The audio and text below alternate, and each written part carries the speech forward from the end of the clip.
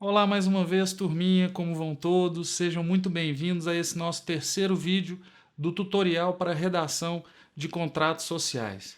Nos dois primeiros vídeos dessa série, nós tratamos dos requisitos correspondentes aos incisos 1 e 2 do artigo 997 do Código Civil. No vídeo de agora, eu quero começar tratando da questão do capital social. No artigo 997, isso corresponde ao inciso 3º, cuja redação é a seguinte: capital social da sociedade expressa em moeda corrente, podendo compreender qualquer espécie de bens suscetíveis de avaliação pecuniária. O capital social é o resultado do conjunto de contribuições às quais os sócios se obrigam para montar a sociedade. Então, nós devemos ter uma cláusula no contrato dizendo: o capital social que tem o valor tal será integralizado, ou seja, será pago nos seguintes termos.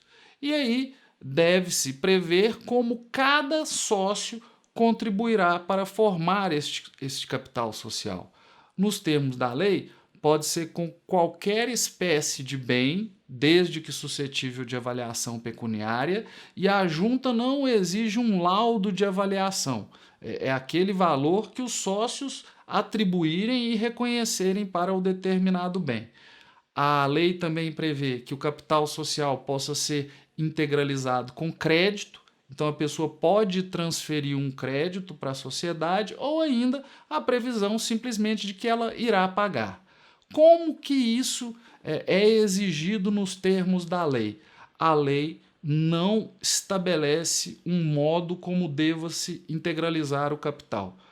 Então é entre os sócios que irá se estabelecer se já é à vista, se o capital já começa integralizado, se eventualmente alguém pagará a prazo e outro já integralizará à vista. Cada um terá previsto lá no contrato social o modo como deve compor o capital social. Uma coisa muito comum é encontrarmos cláusulas em que o capital social já esteja integralizado. Eu vou dar exemplo aqui daqui a pouco, mas o que você vê muitas vezes é o capital social no valor de tanto, já devidamente integralizado no ato deste contrato. Observação importante: o capital social não pode ser integralizado com lucros futuros, ou seja, a pessoa fala, o capital será integralizado com pagamento mediante lucros, porque você nem sabe se vai ter esse lucro. Para montar a sociedade, os sujeitos, sócios, têm que se obrigar a contribuir com algo que tenham e não com uma expectativa futura de lucros. Dito isso, vamos ver alguns exemplos aqui de cláusulas. De novo, isso aqui não é um exemplo modelar, é só para você ver um caso concreto, não que você tenha que seguir essa redação. Então vamos colocar aqui primeiro um exemplo. O que temos aí é: o capital social é de R$ 10.000 dividido em 10.000 cotas de valor nominal R$ 1 cada uma, totalmente integralizadas em moeda corrente do país pelos sócios assim distribuídas. 9.000 cotas, ou 90% do capital social, para um sócio. Aí eu tive o cuidado de desfocar o nome, não é relevante. 1.000 cotas, ou 10% do capital social, para um outro sócio, perfazendo 10.000 cotas, ou 100% do capital social. Primeiro ponto é que não pode haver fracionamento de cota de valor inferior a centavo. Isso dito, o que nós temos aí é uma das possibilidades de fracionamento do capital social. Como assim? É possível dividir o capital em um número de cotas de igual valor e atribuir-se a cada sócio um número diferente de cotas, que foi o que aconteceu no caso. O capital tinha 10.000 cotas, cada cota no valor de 1, e o sócio recebia o número de cotas de modo condizente com a sua participação. A outra alternativa seria, para esse caso, dividir-se o capital social em duas cotas. Porém, cada cota teria valor diferente. Então você teria uma cota de 10% e uma cota de 90%. E não 10 mil cotas divididas 1.000 para um e 9.000 para outro. As duas modalidades são aceitáveis e são razoáveis. Lá na origem do direito societário, essa divisão em várias cotas de valor igual, ela era mais afeita à figura da sociedade anônima, pois era assim que se tratava com ações. Mas com a evolução das figuras societárias, com a possibilidade de aplicação de regras da anônima à sociedade limitada, essa metodologia se tornou mais comum. Então, qualquer das duas coisas é possível. No exemplo que nós colocamos, tínhamos o valor do capital social, o fato de que já se encontra integralizado e como que cada sócio participa deste capital e dessa integralização. Se pensássemos em termos dos incisos do artigo 997, nessa cláusula já teríamos resolvido o inciso 3º, capital da sociedade, expresso em moeda corrente, podendo compreender qualquer espécie de bens suscetíveis de avaliação pecuniária. O inciso 4º, a cota de cada sócio no capital social e o modo de realizá-la. E nesse exemplo ainda apareceu o inciso 8º, se os sócios respondem ou não subsidiariamente pelas obrigações sociais. Outro exemplo, cláusula 3. O capital social já integralizado, então vejam mais uma vez que não tem a previsão de como será integralizado, porque ele já foi. Quanto a isso, não há uma exigência legal para o modo como as cotas devam ser integralizadas. Então, esse é um acordo entre sócios que deverá estar previsto no contrato.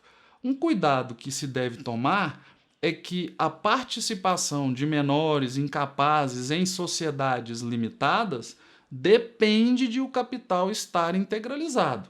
Não estando, o menor que nós mencionamos no primeiro vídeo desta série não poderá participar. Voltemos à cláusula. Capital de 5.000 fracionado em 5.000 cotas no valor de R$1 cada, dividido deste modo entre os sócios. 2.000 cotas ou 40% de participação, equivalente a R$2.000 para um sócio. 40%, 2.000 cotas, R$2.000 para outro sócio. 20%, 1.000 cotas, R$1.000 para outro sócio. E na sequência, você já vai encontrar aí, é costumeiro encontrarmos isso, a cláusula que trata da responsabilidade, ou seja, aquela do inciso 8º do artigo 997. Eu tenho mais um exemplo aqui que não foge muito dos que já foram apresentados. O capital social é de R$50.000, integralmente subscrito e integralizado em moeda corrente nacional. Então já disse aqui o valor do capital e como que cada sócio vai integralizar. No caso, já está integralizado. Na sequência, aquela tabelinha com a participação e o número de cotas atribuídas a cada um. Então, o primeiro sócio tem 80%, 40.000 cotas no valor de 40.000. O segundo sócio tem 20%, 10.000 cotas no valor de 10.000, perfazendo 100%, que são 50.000 cotas no valor de 50.000. Como de costume, aparece aí na sequência a cláusula da responsabilidade dos sócios, né? Aquela questão prevista no artigo 997, inciso 8º. Até agora, nestas cláusulas, já se tem resolvido concomitantemente o inciso 3º, o inciso 4º e também o inciso 8º do artigo 997. Mas, para além deles, o inciso 5º, que se refere às prestações a que se obriga o sócio cuja contribuição consista em serviços, é mais específico. Sócio de serviço é um sócio que participa da sociedade sem contribuir para a formação do capital social. Então, ele não é um sócio capitalista.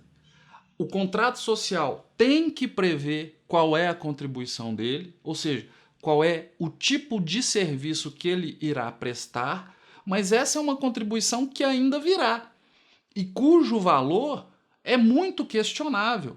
Portanto, não se atribui um valor de modo que esse sócio participe do capital social. Bom, então, como fica isso? Você terá sócios capitalistas que contribuem para o capital e terão cotas de capital.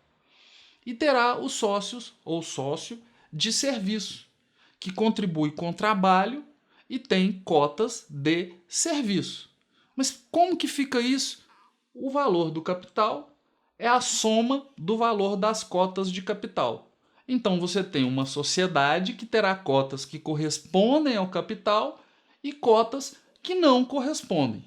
Eu montei um exemplo aqui com base no que se costuma utilizar. Vou colocar apenas para que possamos fazer a análise. Vejam aí, a cláusula fictícia do capital viria: o capital da sociedade, nesse caso, é de R$100.000, dividido em 100 cotas patrimoniais, no valor de R$1.000 cada, e o corpo social é composto por sócios patrimoniais e sócios de serviço. Os patrimoniais aqui são os capitalistas. Então vejam bem, eu tenho um capital social de 100 e o capital social se divide apenas nas cotas patrimoniais. Mas além dessas cotas patrimoniais, eu tenho mais cotas que são cotas de serviço e que, portanto, não correspondem ao capital social. Continuando o exemplo, ao sócio Gerald atribuem-se 70 cotas patrimoniais, perfazendo a quantia de R$70.000. Ao sócio Pikachu atribuem-se 30 cotas patrimoniais, perfazendo a quantia de R$30.000. Pronto, aqui nós já esgotamos o capital social. Depois vem, ao sócio Mutlu e Rabugento atribuem-se 30 cotas de serviço e ao sócio Spectreman atribuem-se 20 cotas de serviço. A questão aqui passa a ser a cláusula de distribuição de lucros, sobre a qual eu já passo a tratar. Vejam, a lei prevê que o contrato estabeleça como haverá distribuição de lucros entre os sócios. Artigo 997, inciso 7º. Na prática, contudo, quando não se tem a previsão da participação de cada sócio nos lucros, quando não há sócio de serviço, o que se entende é que essa participação é condizente com a participação no capital social. Então não tem cláusula falando qual é a minha participação nos lucros. Eu tenho 70% do capital? Eu tenho 70% de participação nos lucros. Essa regra, contudo, não resolverá o problema da sociedade de serviço. Então aqui eu já puxo para esse inciso 7º, o que se deve pensar é em colocar essa cláusula. No exemplo, o critério está ali na cláusula, que também não tem número, mas aquela última ali embaixo, ó, os sócios de serviço participam nos resultados sociais na proporção de suas cotas. Então o contrato aqui já estabeleceu uma regra. Eu, quando participei de uma sociedade de advogados na qualidade de sócio de serviço, havia uma cláusula prevendo que a distribuição de lucros se daria nos termos previstos em um ato em separado. Então o contrato nem estabelecia isso, mas havia uma ata em que os sócios sentaram, deliberaram e resolveram como distribuiriam o lucro, que também estava registrada, mas que não tomava parte no contrato. Então vocês viram? Se a sua sociedade tiver sócio de serviço, você irá atribuir a eles cotas, porém as cotas deles não corresponderão a uma parcela do capital social. E o que se recomenda é que exista uma cláusula dizendo como os sócios participarão da distribuição de lucros. A legislação fala de como participam de lucros e perdas. Normalmente, se não houver essa previsão expressa das perdas, você vai entender que eles vão perder aquilo que eles investiram, o trabalho que realizaram, mas para a questão da distribuição de lucros de sócio de serviço, não dá para contar com a omissão do contrato. Então vejam, inciso 3º é a cláusula que fala o valor do capital como deve ser integralizado, em moeda corrente, em que espécie de bem, dinheiro, crédito. Resolvido. Inciso 4º. A cota de cada sócio no capital social e o modo de realizá-la. Resolvido. 5. As prestações a que se obriga o sócio cuja contribuição consista em serviços. Resolvido. Aqui nesse vídeo ainda não trataremos do inciso 6º, que fala da administração, mas o inciso 7º, sim, a participação de cada sócio nos lucros e nas perdas, foi exatamente aquilo de que acabamos de falar. E por fim, o inciso 8º, se os sócios respondem ou não subsidiariamente pelas obrigações sociais, e essa cláusula de responsabilidade dos sócios, quando há alternativa, logicamente os sócios tendem a escolher pela responsabilidade limitada. Então é isso, pessoal. Eu acho que dessa vez nós conseguimos andar um pouco mais rápido. No primeiro vídeo nós só falamos do inciso 1º, no segundo vídeo do inciso 2º, mas neste caso os assuntos estão relacionados. Então, ao mesmo tempo em que se trata do capital social, já se prevê a participação de cada sócio, como integralizar o contrato, qual a responsabilidade dele. Então, isso permite que, ao tratar de uma cláusula, já avancemos para os tópicos seguintes. Por enquanto é só, eu espero que você já esteja adiantado aí no contrato que está redigindo.